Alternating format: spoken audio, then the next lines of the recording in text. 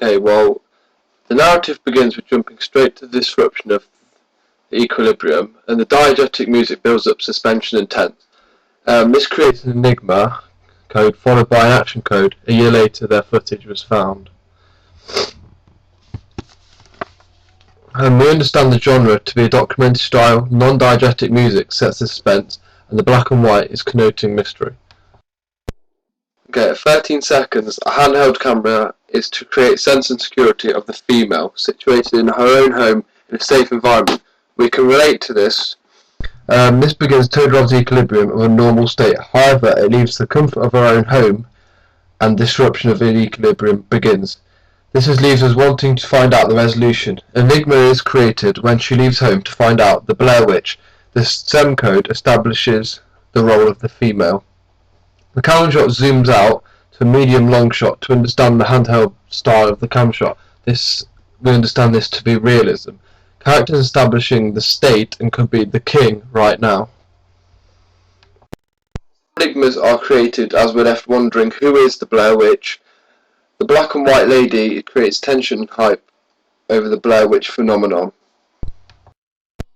A review from the established critic promotes the film further because we respect the expert's opinion. We first understand, one of the creepiest films since The Exorcist established the horror genre. At 42 seconds, we understand the new location, the woods. This connotes isolation as we associate it with panic, therefore connoting the horror genre further.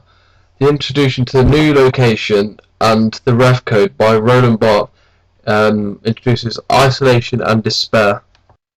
Understand that the characters become the pawn trapped in the institution of the state. This is when panic sets in. Characters begin to argue, and equilibrium is disrupted. Trouble begins in an isolated location in the woods.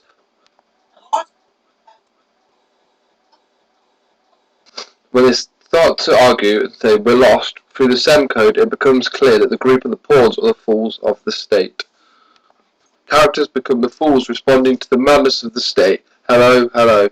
Dark night vision camera shot. Anxiety rises as the dark lighting makes visibility poor. It's night vision shot, handheld to create realism and a sense of despair. They're running away from something, creates an enigma to what?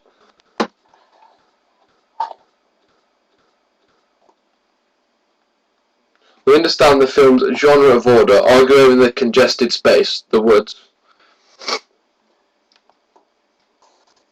The figure in the tree connotes death, as somebody's hanging, iconography representing the horror genre.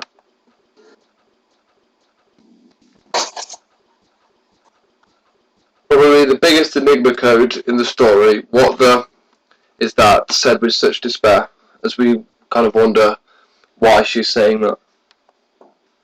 129. Hungry, cold and hunted. The word hunted creates an enigma to who's hunting them. Ref code, hunted makes us think what animal or predator. This connotes vulnerability. Theory of genre is a genre of order, resolution ending with death or elimination.